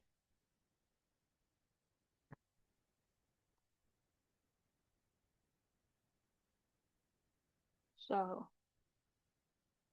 that's the masking process using reality capture. But like I said, not every process requires masking, and so at that point you would just start with the final model process and go through everything just one time rather than twice or however many data sets you need to mask. And I think that's it.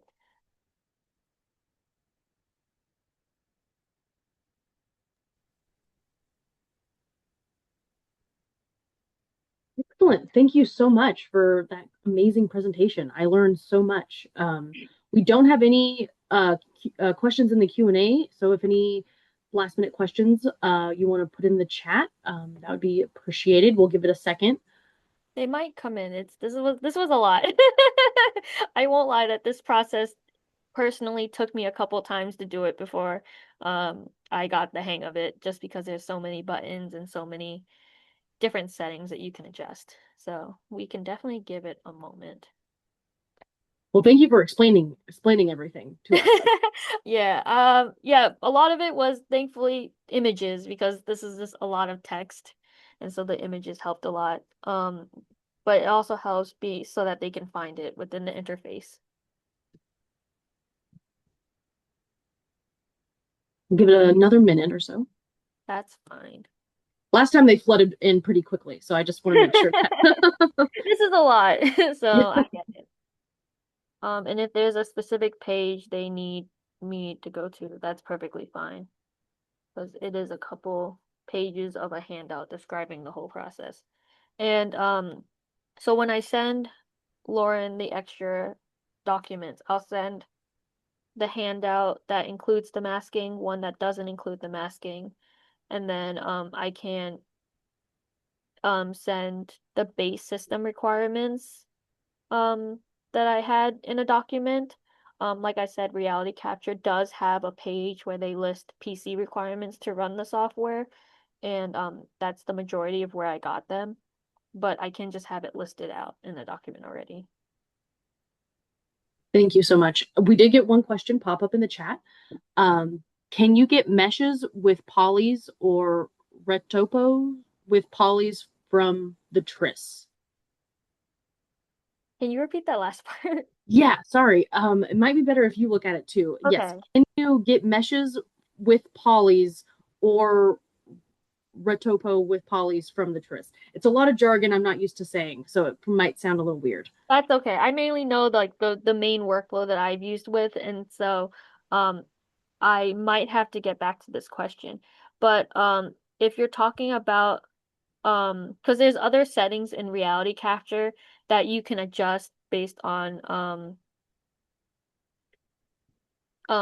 like what you need that I haven't quite explored yet.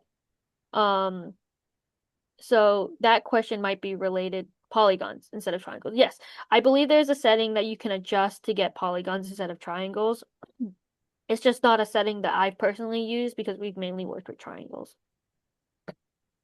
Excellent. Thank you so much. Yes.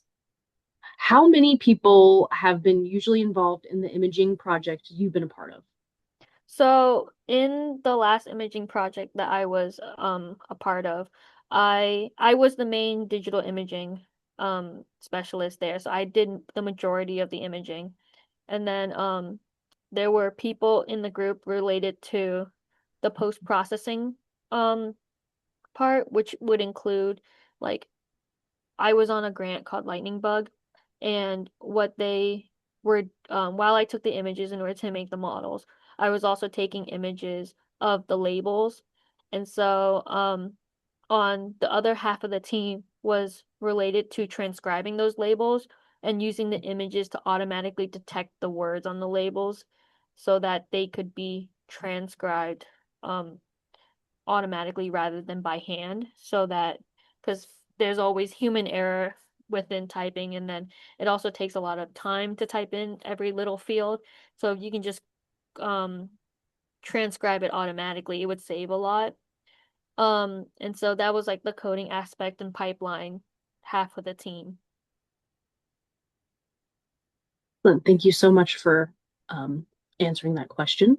I think that was the last question in the queue. I'll give it another minute. They like to flood in at the last minute. Yeah. With imaging projects, sometimes it's like one person doing the majority of the imaging, maybe it's two people. Um, I haven't seen a lot of imaging projects that have more than I think two people. And that's either based on the equipment, like we have one, like the COPIS machine, we only have one of them, and so it can only be run one at a time. But some people have multiple copy stands that are set up, and so you can have multiple people taking images of a collection at once. Thank you so much. Um, let's see. I think I'll go ahead and call it. I'll go if any questions pop in while I give my closing. I'll definitely ask those real quick, but I'll go ahead and start my ending. So yeah, I'd like to extend a sincere thank you for your presentation. It was an excellent and engaging webinar. I learned so much. Before we conclude, I just want to remind everybody that with all other iDigBio webinars, today's session was recorded and should be posted to the wiki by tomorrow. You can access the recordings there and additional details about upcoming webinars. Our next webinar will take place on March 24th, and it is titled the Digitization Academy, Staying Up to Date with Best Practices for Specimen Digitization. Registration's now open, so we encourage you to sign up now so you can get it on your calendars. Another friendly reminder that the Digital Data in Biodiversity Research Conference will be happening virtually June 2nd to the 4th. We're hoping this won't be the last conference, but it will definitely be the last year it's offered for free. So take advantage of it while you can. The deadline for abstracts is closely approaching, and the submission window is short. The abstract submission window will open April 1st and will close May 1st. So check out the conference page for additional information. The link should be dropped in the chat. Finally, be sure to follow us on social media for any updates and upcoming events. So yeah, thank you again for joining us today. And yeah, no other questions. And so thank you again. I really appreciated your amazing webinar. So I'll go ahead and close things out. So thank you again. Bye, everybody.